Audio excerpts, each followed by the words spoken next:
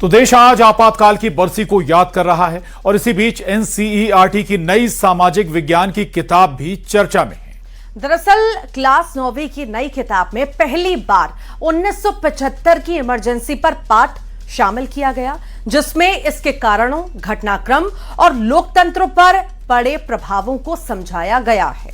वहीं किताब में भारतीय ज्ञान परंपरा को भी प्रमुखता देते हुए चारों वेद, ऋग्वेद, यजुर्वेद, सामवेद और अथर्ववेद को भी शामिल किया गया है। एनसीईआरटी किताब में आखिर क्या बदला है, सबसे पहले ये जानते हैं। तो देखिए, पहले क्या था, सिर्फ आधुनिक इतिहास था और अब चारों वेदों का ज्ञान भी इस किताब में होगा। पहले जहां रटने वाली पढ़ाई थी, ये विशेषज्ञ कह रहे हैं, अब एक्टिविटीज और प्रैक्टिकल भी इसमें रखे गए हैं। तो वहीं पहले जो है अंग्रेजी हिंदी वर्कशीट होती थी, अब जो है मातृभाषा में काम होगा। और पहले किताबी बातें ज्यादा होती थी सिलेबस में, और अब बाढ़, भूस्खलन की केस स्टडी भी स्टडी में होगी।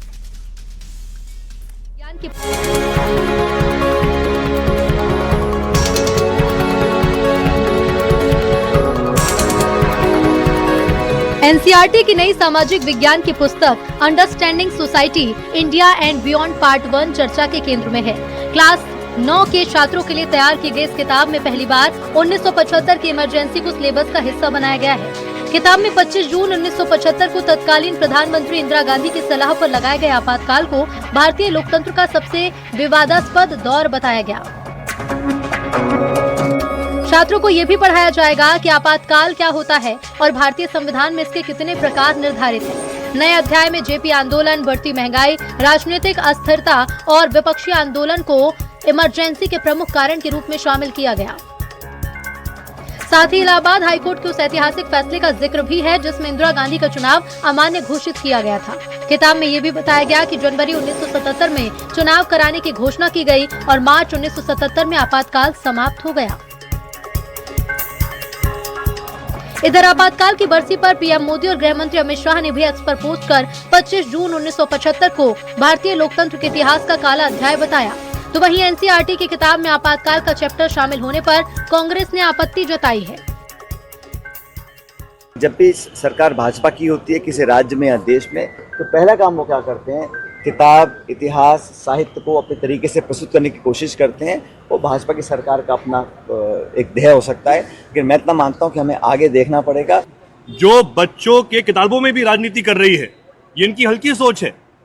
कांग्रेस ने अनेकों दशकों तक राज किया, लेकिन कांग्रेस ने कभी बच्चों के भविष्य के साथ राजनीति नहीं करी। नई किताब में केवल आपातकाल ही नहीं बल्कि भारतीय ज्ञान परंपरा को भी प्रमुखता दी गई है। पहली बार चारों वेद, ऋग्वेद, यजुर्वेद, सामवेद और अथर्ववेद का जिक्र किया गया है। एनसीईआरटी को वेद शामिल करने थे तो कुरान भी शामिल होता, गुरु ग्रंथ साहब भी शामिल होते, बाइबल भी शामिल होता।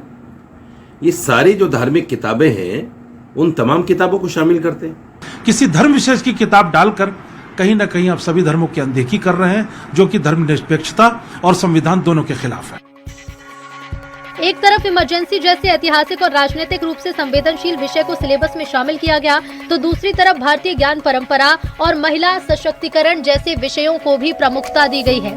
ऐसे में नई एनसीईआरटी पुस्तक केवल इतिहास पढ़ाने तक सीमित नहीं दिखती, बल्कि छात्रों को लोकतंत्र, संविधान और भारतीय विरासत की व्यापक समझ देने की दिशा में एक बड़ा कदम मानी जा रही है। Bureau report, news 18। Madhya Pradesh की राजधानी भोपाल का ईरानी डेरा एक बार फिर से देश की सुरक्षा एजेंसियों के रडार पर है। दरअसल अयोध्या नगर पुलिस ने मोबाइल झपटमारी के गिरोह का खुलासा किया तो अंतर्राष्ट्रीय सिंडिकेट का पर्दाफाश हुआ। पुलिस ने 4 आरोपियों को दबोचकर 22 मोबाइल बरामद किए। पकड़े गए 4 आरोपियों से मोबाइल तो जब्त किए ही गए, पर जो आरोपियों से पूछताछ हो रही है उसमें भी कड़ियां जोड़ी जा रही हैं। भोपाल से निकलकर देश की आर्थिक राजधानी मुंबई और वहां से सीधे पड़ोसी देश बांग्लादेश की सरहदों से ये जा मिली हैं कड़ियां। और पूछताछ में यह भी सामने आया है कि इस नेटवर्क का हब ईरानी डेरा था और इसका सरगना सफदर ईरानी है। ये लोग मोबाइल मुंबई भेजकर वहां से बांग्लादेश तक भेजा करते थे। सफदर ईरानी नाम का एक मास्टरमाइंड ईरानी डेरा निवासी है, जो 1 साल पहले इन लोगों के साथ उसने प्लानिंग करी मोबाइल स्नैचिंग करने की और कुछ स्पोर्ट्स बाइक इन्होंने चुराई थी और कुछ फाइनेंस करके उस स्पोर्ट्स बाइक से ये घटना को अंजाम दिया करते थे।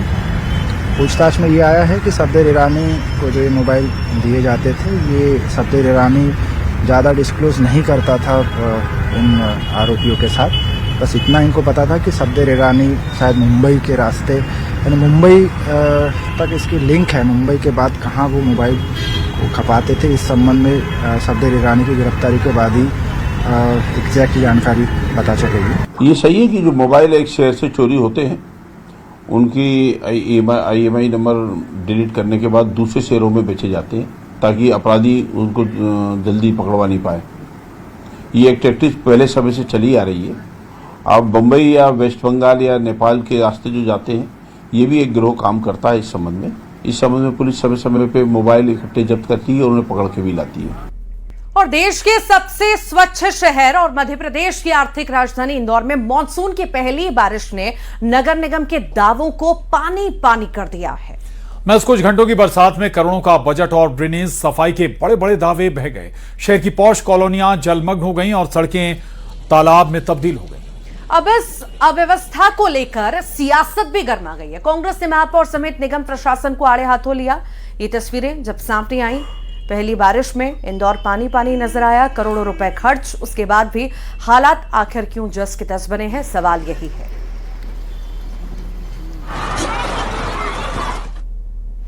ये नगर निगम बारिश के और एक दो बारिश होने के बाद भी storm water line, drainage line की सफाई हो और पानी कम से कम जगह जल भराव हो, जितने चिन्हित पॉइंट है वहां तुरंत पानी निकल जाए।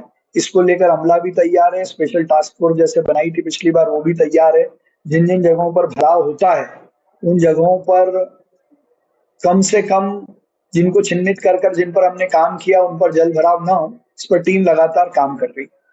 आदरणीय महापौर पुष्यमित्र भार्गव जी ने बीते 4 सालों, मुझे लगता है अगले 1 महीने बाद 17 जुलाई को पूरे 4 वर्ष हो जाएंगे नई परिषद को बने, महापौर जी को बने, और नवाचार के नाम से जिस तरह से इंदौर शहर का कबाड़ा करा है, तो अब है ना लोगों को, इंदौर शहर के लोगों को तो नवाचार जैसे शब्द से डर लगने लग गया कि नया नवाचार में पता चला कि लोगों का जीना भी मुश्किल हो जाएगा।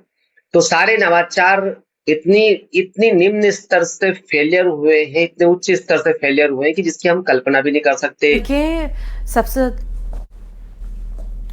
तो बता कि कई पौष कॉलोनियां जलमग्न हैं। इनमें इंदौर के अलावा खंडवा में भी ऐसे ही हालात नजर आ रहे हैं। खरगोन में भी कुछ इसी तरह की तस्वीरें नजर आई। ये 3 तस्वीरें आपके टीवी स्क्रीन पर। तो जल जमाव की स्थिति और कहीं ना कहीं लोगों को परेशानियां, गाड़ियां तक आधी डूबी हुई आपको नजर आ रही होंगी। रास्ते से गुजर रहे लोग परेशान होते नजर आए, चाहे वो पैदल जा रहे हों, चाहे गाड़ियों से जा रहे हों। मकानों तक ये पानी पहुंच गया और लोगों को परेशानियों